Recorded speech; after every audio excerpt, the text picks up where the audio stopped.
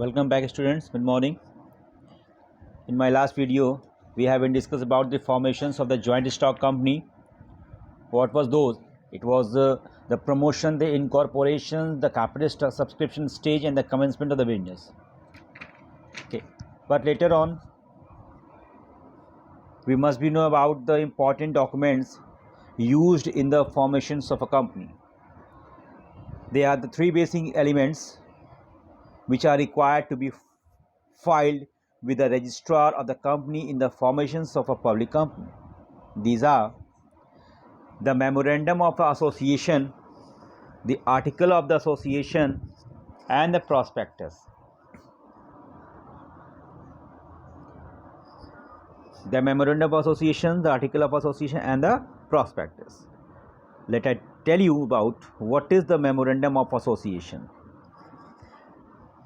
The memorandum of association is the most important document to be filled with the registrar at the time of the formations of the company. It is considered as the charter of a company. It contains the power and the objectives of the company. It also describes the scope of operations of the company. It can be altered only according to the provision made in the Companies Act regarding its alterations. The memorandum of association provides information to outsiders such as the creditors, suppliers, to know the limitations and the scope of the company dealings. It is also known as the doctrine of the outdoor management.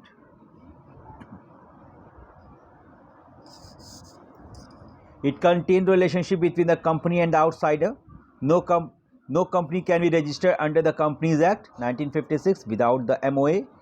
MOA is a public document, and every person who deals with the company is presumed to have a sufficient knowledge of its contents and the provision.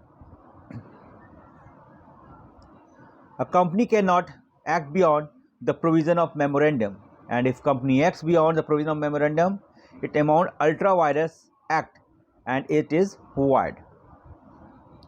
The Companies Act, which was followed in 1956, MOA of the company as originally framed or altered from time to time in pursuance of any previous company's law or if of this act. The main purpose of MOA is to enable shareholders, creditors, and all those who deal with the company to know what is permitted range of the enterprise. The content of the memorandum, section 13, the first one, that is called the name clause. The clause contains the complete name of the company. The company can choose any name subject to the following restriction. The name of the company must end with the word limited in case of public limited company, and with the word private limited in case of the limited company. The private limited in case of the private limited company. The name should be not similar or identical to the name of any other company. The name means the name should not be matched with the other company. The name should not contain the word cooperative. The name should not convey any connection or link of the company with a government department. A company can change its name by passing special resolutions and by obtaining a written approval of the central government. The registered clause. This clause contains the name of the state in which the registered office of the company should be situated. It is necessary because the company gets the registration from that state only. That the registered office is a place where all the important documents of companies are kept. A company must have registered office when it starts its business activities or within 30 days of its registration, whichever is earlier. The alterations of the situation clause. The situation clause can be altered in following ways: by passing a special resolutions and by obtaining sanctions of the registrar of both the states if the office is to be shifted from one state to another. By passing a special resolutions only if office to be shifted from one town to another in the same state under the registered clause. The registered clause also known as the domicile clause. The object clause. It is the most important clause of the Memorandum of Association. It contains the main object of the company and other secondary objectives which the company may pursue. This clause defines the scope and the limitations of the activities of the company, such as the object of the company must be legal, the object should not be contrary to the provision of any law, the object must not be immoral. The alteration in the object clause. In order to alter its object clause, a company must pass a special resolution and obtain the permission of the company law board. The fourth one, the liability clause. This clause defines the liability of the members of the company. In case of company limited by shares, the liability of the members is limited to the extent of unpaid amount of their share capital. For example, if a person having 1000 share of the face value of rupees 10 each and he has paid 7 rupees per share, then at the time of winding up his liability will be 3000, means 3 rupees is unpaid into number of share. In case of company limited by guarantee, the liability is limited to the amount of the guarantee given by each member. The alteration of the liability clause. If a company wants to make an alteration in its liability clause, then it must pass an unanimous resolution in a meeting of its members. The capital clause, the fifth one clause. This clause specifies the amount of share capital with which company is to be registered. The capital with which a company is registered is called the registered or authorized or nominal capital. A company can issue only that number of shares which is authorized by its memorandum. It is approved by the company law board. Now the last one, that is called the association of the subscription clause.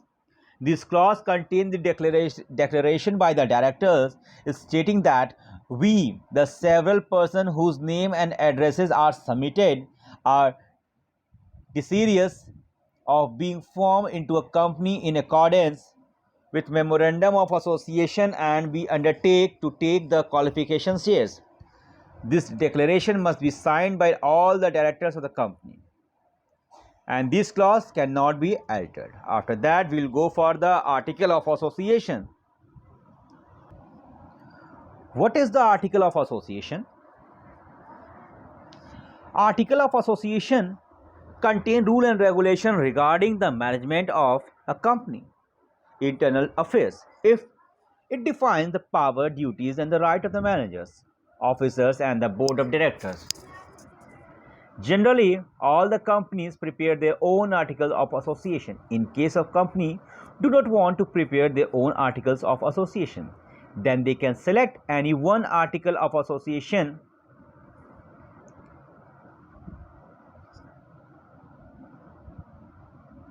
of the Companies Act. The Company Act 1999 model set of the AOA are given. The companies can select any one from the 99 sets. The article of association must be signed by all the directors of the company. It must be duly attested by the two witnesses. The article of association is known as bylaws of the company or doctrine of the indoor management. MOA was the outdoor management and the AOA known as the indoor management. The content of the articles are divided into paragraphs and paragraphs are numbered. The contents of the article of association are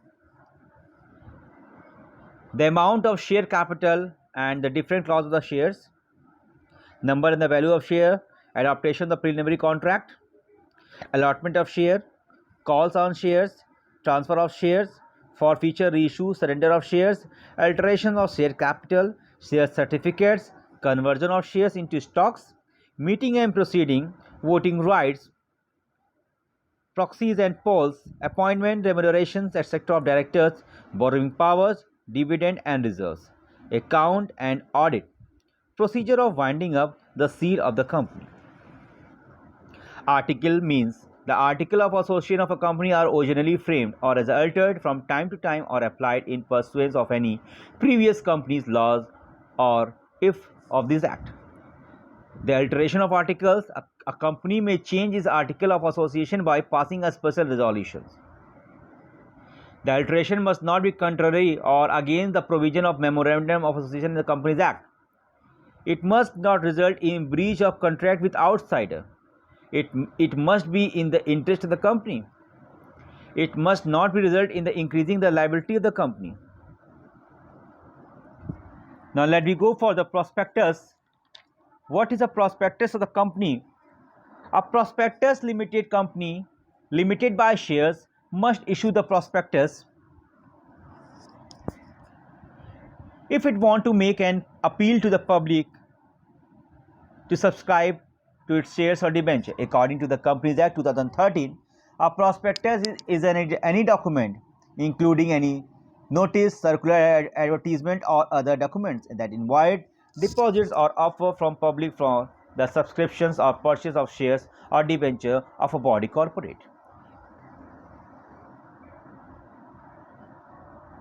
In general, we can say that prospectus includes any document which invites the general public to invest their money in the securities of the company.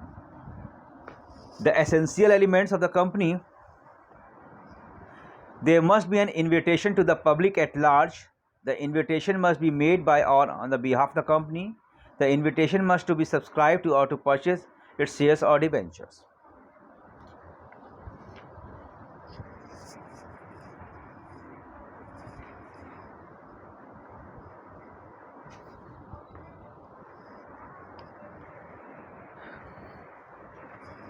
The contents of the prospectus for the choice of the form of the business enterprises. The first one, name of the business and the name of the company. Address of the registered office, nature and the objective of the business, capital structure, history of the company, particulars about the underwriters, auditors, brokers, bankers, date of opening and closing subscription in list, name of the stock exchange where application for listing has been made, outstanding liability, financial information, concept of managerial information, management perception of risk factor, statutory or the other information, information about the material contract with the managerial.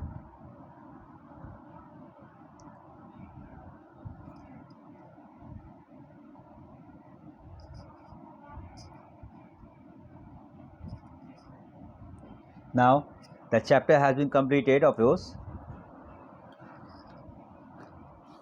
Tomorrow we will start the chapter number 3, the private, public and the global enterprises.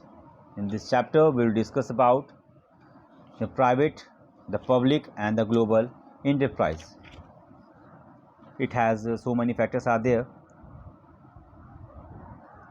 That's all for the day. Thank you. Have a nice day.